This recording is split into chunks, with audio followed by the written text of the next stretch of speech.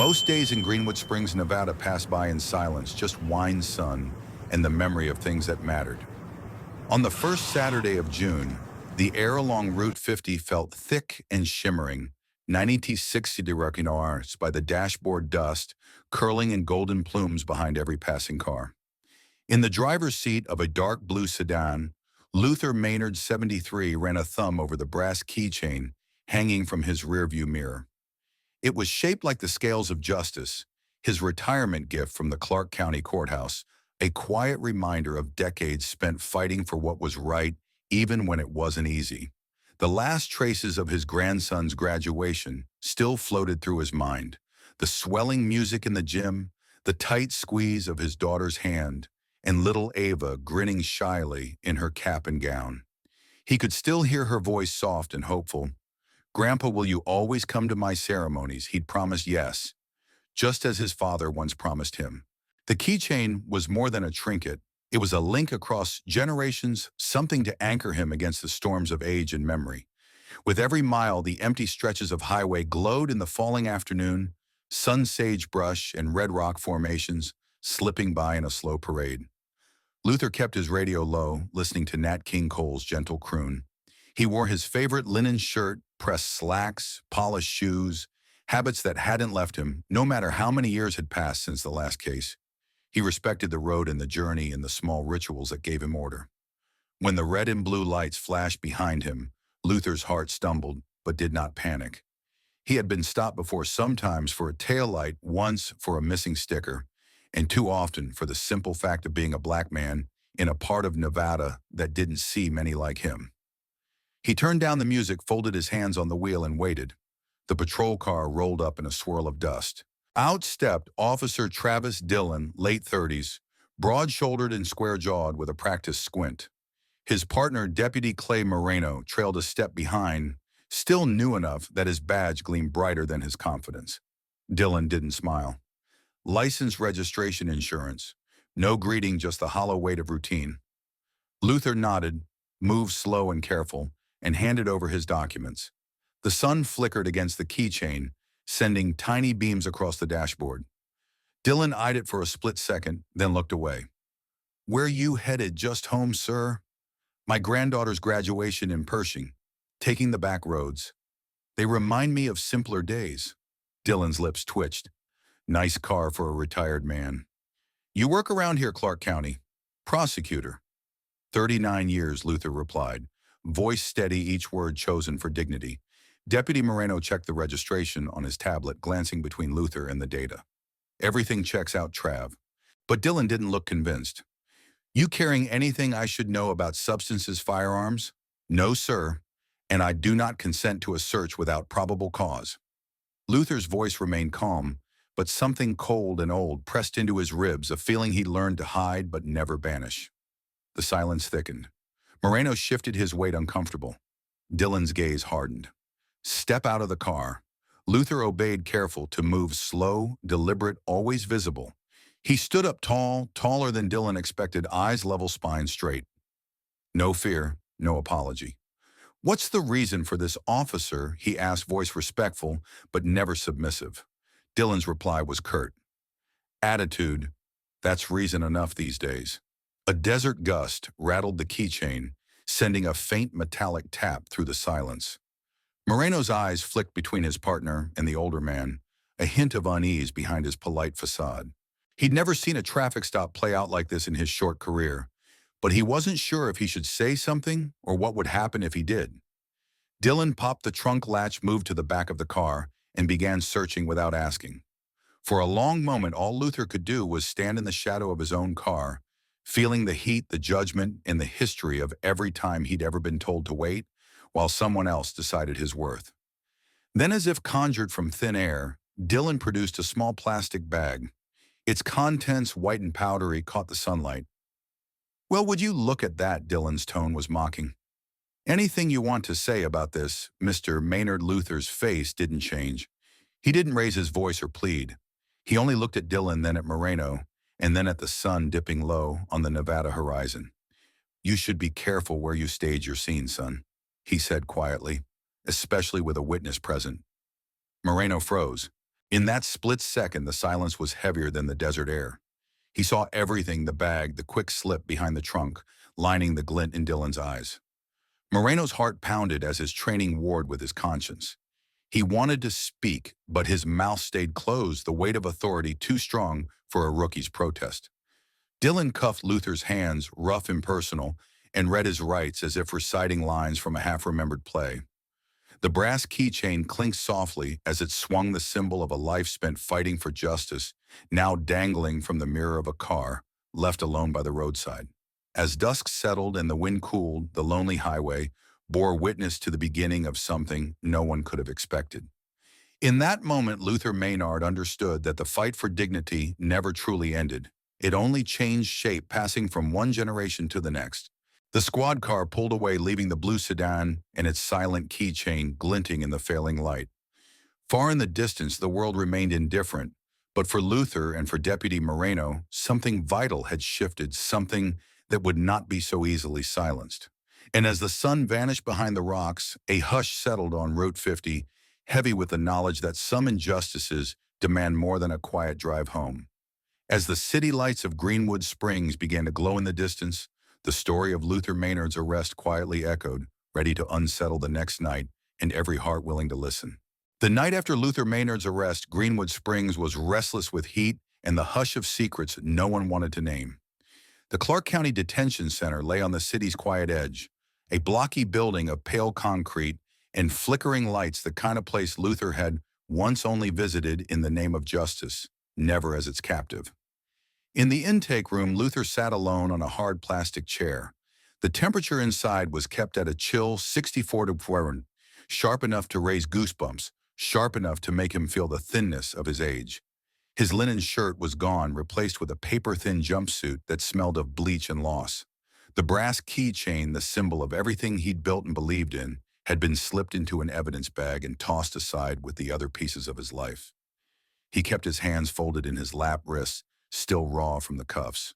He replayed the moment on the highway, how Officer Dillon's hand had been too quick, how Deputy Moreno's eyes had flickered with something uncertain. He felt not anger, but a slow, aching disappointment, the kind that weighed more with each passing year. When the steel door buzzed open, Luther's posture didn't shift. He waited, breathing slow, letting the cold air sharpen his memory and his resolve. Deputy Clay Moreno stepped in carrying a clipboard he didn't look at. The room felt even colder now. He stood across from Luther, hands clenched tight. For a long moment, neither man spoke. Mr. Maynard Moreno began, his voice barely more than a whisper. "I saw everything on that road today." Luther studied the young deputy's face. There was fear there, yes, but also something else, something fragile that wanted to be courage. "I figured you did, son. The truth has a way of showing itself even if folks don't want to see it." Moreno swallowed the Adam's apple in his throat, bobbing. "If I say something, if I tell the captain what Dillon did, I could lose everything. My job, maybe more." Luther's gaze softened. "The world doesn't change because good men stay comfortable, Deputy. It changes because someone's willing to be uncomfortable. I learned that the hard way more times than I can count." Moreno's hands trembled. He remembered the brass keychain, how it swung in the sunlight, proof of an entire life lived in service of the law. He remembered his mother, a school nurse, who taught him that silence could sometimes be as harmful as a lie. "There's dash cam footage. I can get it. But if Dillon finds out..." Luther nodded. "I can't tell you what to do. Only that, when you look back on this night, you'll want to know you chose the side of truth. Even if you stand alone." The deputy left as quickly as he'd entered, boots squeaking against the linoleum. Luther leaned back and closed his eyes. The cold pressed in, but his spirit, honed by years of courtroom battles, remained unbroken. He knew the real trial had only begun. As the hours dragged on, Luther was moved to a windowless cell. On the cot across from him, another man slept fitfully. From somewhere down the hall came the tinny echo of a late-night talk show, punctuated by the clang of metal doors. But in Luther's mind, there was only silence. Silence in the memory of the brass keychain, spinning gently on its ring, catching the sunlight just so. Meanwhile, across town, Deputy Moreno parked his cruiser under the amber glow of a street lamp. The digital clock read 2:13 a.m. He sat for a long time weighing every possible future. He imagined telling the truth and being dismissed as a liar, or worse, facing Dylan's friends in the department. He imagined keeping silent and living with the knowledge he'd let an innocent man fall. The keychain haunted him, a symbol too bright to forget. Finally, with trembling hands, Moreno reached into the glove compartment and retrieved the dashcam drive. He locked his cruiser and slipped quietly into the sheriff's office, praying no one would see him. In the records room, the hum of the server was the only sound. He copied the video footage onto a portable drive, heart pounding so loud he feared it would give him away. He didn't go home. Instead, he drove to the far side of town, to the small house where his childhood friend, Sophia Tron, lived. Sophia, now an attorney with the Nevada Center for Justice, answered the door in pajamas and confusion. Without a word, Moreno handed her the drive. "Sophia, I need you to watch this, and I need you to help Mr. Maynard. Please." Sophia saw the urgency in his eyes, the vulnerability of a man breaking a blue wall that had always protected him. "You did the right thing, Clay. Whatever happens next, you did the right thing." By sunrise, the footage had already found its way to a local reporter, then to a city council member, then to a growing number of people who still believed in justice. But in the hours before that, as the desert sky turned pale pink and gold, Moreno sat alone in his car, hands shaking, wondering if he had just lost everything or gained a kind of freedom he'd never known before. Back in his cell, Luther awoke to the sound of heavy footsteps. The door swung open and a guard called his name. "You made bail, Maynard. Someone's posted for you." Luther stood, muscles stiff but his eyes clear. He retrieved his possessions at the release desk, including the brass keychain, still cool to the touch, still shining as a beacon. The deputy on duty wouldn't meet his eyes, but Luther didn't need an apology. He walked into the cool morning, the faint scent of creosote and sage on the air. The world changed just a little because a single truth spoken at the right time could start a movement no one expected. But outside, standing in the blue light of dawn, Luther saw only Sophia waiting. "You have friends you didn't know, Mr. Maynard," she said, "and more people are about to hear your story." Luther looked up, the keychain clenched in his fist. For the first time since the highway, hope found a place in his chest, not for himself, but for everyone who still believed justice was more than a word. As the first rays of sunlight warmed the city's rooftops, the truth began to ripple outward, carrying with it a promise and a threat. What started in silence would not end that way. The morning after Luther Maynard walked free, Greenwood Springs was a town in uneasy motion. The keychain, once a private token of dignity, now hung from his hand in full view as he stood on the steps of Sophia Tran's office, blinking in the rising heat. He felt the eyes of strangers linger, some curious, others avoiding, a few unkind. News had traveled faster than he could, rippling across church pews, barber shops, and the neon-lit corners of the internet. He made his way down Main Street, the weight of his own story clinking gently against his palm. He noticed whispers behind cafe windows and quick glances over newspapers. By noon, a video, grainy dash cam footage, Sophia's voiceover steady, was everywhere. "Retired prosecutor framed on Route 50." On social media, Schockinger key to justice trended in fits and starts. Some posted support stand with Luther, while others joked or cast doubt, turning pain into digital currency. The keychain, once unnoticed, had become a symbol, a hashtag, a meme, even a short animation of brass scales swinging in the desert sun. But as the virtual storm gathered, Luther remained grounded in reality. He drove to the small cinder-block church where his late wife had once organized choir rehearsals. There he tried to find peace in the familiar must of hymnals and sunlight through dusty glass. Instead, he found a group of parishioners in a heated discussion. One voice rose above the others. Mr. Carney, a retired miner, scowled. "You should have kept your head down, Luther. All this attention, it's just stirring the pot." Sister Jenkins, in her Sunday hat, replied, "It's about time someone stood up. We all know what happens on those roads." Luther sat quietly in the last pew, hands folded over the keychain, letting their words swirl. The old ache of isolation, the sense that even in his own community support was conditional, pressed hard on his chest. He had lived a life of law and reason, but now found himself on trial in the court of public opinion, where verdicts came swift and often cruel. Outside, a battered pickup rolled by horn blaring. A teenager in the bed held up a cardboard sign, "Plant evidence, win a prize." Laughter echoed shrill and heartless. Luther turned away, jaw set, as if steeling himself against more than just the Nevada sun. Meanwhile, at the Clark County Sheriff's Department, the mood was brittle.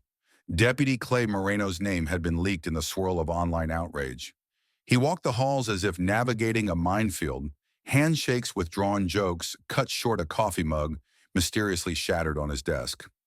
In the locker room, someone had taped a printout to his door. "Blue wall or bust, snitches sink." Yet for every insult, a small spark of gratitude reached him, a quiet nod from an old sergeant, an anonymous text, "You did right, Clay." Still, the pressure was relentless. The sheriff called him in voice heavy with warning. "You're off the street for now, administrative duty. It's for your own safety." Moreno nodded, refusing to flinch. He had seen what silence cost Luther, and he would not pay that price. The sheriff's department held an emergency press conference forced by the growing public attention. Inside the stale, fluorescent-lit room, Lieutenant Grace Hidalgo, a composed woman with decades on the force and no patience for lies, took the podium. Cameras flashed. She cleared her throat, the brass badge on her chest reflecting the Klieg lights. "I will not stand behind corruption, nor will I protect officers who disgrace their oath," she began. Her words rang out on every local station, and within minutes, clips surfaced everywhere. She described an immediate suspension for Officer Dillon and a full investigation with oversight from outside the department. For a moment, Greenwood Springs was united in something new, a glimmer of accountability, a rare fracture in the code of silence. Luther watched the broadcast from his living room, the brass keychain pressed tight in his hand.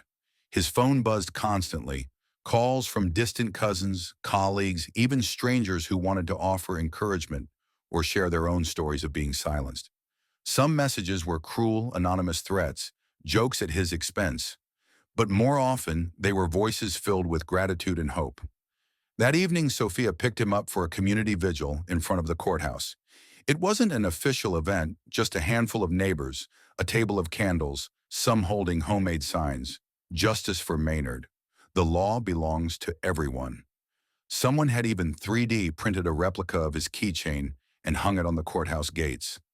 As dusk settled over Greenwood Springs, the crowd grew. The air pulsed with old hymns, soft voices, and the distant hum of news vans. On social media, "Key to Justice" swelled as people from as far as Seattle and Atlanta posted messages of solidarity. Others used the hashtag to mock or spread rumors, but for once the tide seemed to turn toward support. Under the courthouse lights, Luther felt less alone. In the midst of the gathering, Deputy Moreno approached, face pale but determined. "I'm not sorry for what I did," he told Luther quietly, eyes wet with conviction. "I'd do it again." Luther placed the keychain in Moreno's hand for a moment, a silent thank you passed from one generation to the next. As the night deepened, a single figure lingered at the edge of the crowd. Officer Dillon, face shadowed, jaw clenched, watching a world he could no longer control. For a split second, his gaze met Luther's, but neither man spoke. Later, as the candles burned low and the crowd thinned, Lieutenant Hidalgo addressed those who remained. "Change is slow, and it comes with scars, but tonight we are all witnesses. We are all responsible." Luther looked up at the courthouse dome, where the Nevada flag fluttered gently in the desert wind. He thought of the keychain, the years, the sacrifice, and felt perhaps for the first time that justice was not just a word spoken in court, but a living thing tended by many hands. As midnight approached and the vigil flickered out, a sense of something irreversible lingered in Greenwood Springs, the knowledge that the struggle for truth had left the shadows and would not return there easily. When dawn touched Greenwood Springs the morning after the vigil, it brought a pale gold light through Luther Maynard's kitchen window. The world outside was still painted in gentle pastels, the scent of sage and new coffee drifting through the air. Luther stood by the table, brass keychain, turning slowly between his fingers, reflecting slivers of sunlight onto the old wooden floor. He listened to the news on his radio, first local, then national, every station mentioning Greenwood Springs, the name Maynard, and the unfolding investigation. The keychain had become a symbol far beyond its origin. Strangers mailed brass tokens to his post office box. Students in Chicago and El Paso sent him handwritten letters of encouragement. He read each one carefully, his gratitude measured in quiet tears in the way he straightened the little flag by his porch each morning. Deputy Clay Moreno now returned to limited duty, but forever changed arrived mid-morning with Sophia Tran. They sat with Luther over strong coffee, their conversation gentle but marked by the gravity of what had happened and the promise of what was to come. Sophia was organizing a town meeting at the high school auditorium. She wanted Luther to speak not about his pain, but about the enduring value of truth. "People are listening, Mr. Maynard," Sophia said, her voice steady, "and for the first time in years, they're willing to do more than listen. They want to act." Luther took a slow breath. "Truth's only worth something if we pass it on," he replied, his fingers curling around the keychain. "It has to outlive us. That's always been my hope." The next evening, the auditorium filled to capacity. Neighbors, teachers, ranchers, retirees, even young people who'd only known Luther as a face in the crowd. Cameras flashed as he made his way to the podium. The room fell silent except for the sound of an old clock ticking on the back wall. Luther stood tall, suit, pressed his brass keychain hanging from his right hand. He didn't read from notes. He spoke slowly from memory, with the warmth and steadiness that came from a lifetime of standing in difficult places. "We've all lost something in these past weeks," he began, his voice resonant in the hushed room. "Some of us lost trust, some lost comfort, some lost the illusion that injustice lives far from home. But we gained something, to a chance to rebuild what matters, to teach our children that silence is never the same as peace." He spoke of his late wife, his daughter, and Ava's graduation. He spoke of the years spent seeking justice for others, only to find himself in need of it. He spoke of the brass keychain, a simple token, once just a retirement gift, now a reminder of what could be taken and what must be protected. The auditorium rose in applause, long, unhurried, filled with respect. When the town council announced the establishment of the Maynard Community Legal Education Fund to provide resources for those wronged by the system, Luther bowed his head in gratitude, the keychain clasped tight in his palm. Across town, changes began to take root. The sheriff's department implemented body cameras on every patrol. A civilian oversight committee was formed, chaired by Lieutenant Grace Hidalgo in her first act after retirement. School children painted a mural on the side of the courthouse, a highway stretching across a crimson desert, with the scales of justice shining at its heart. Even the skeptics began to soften.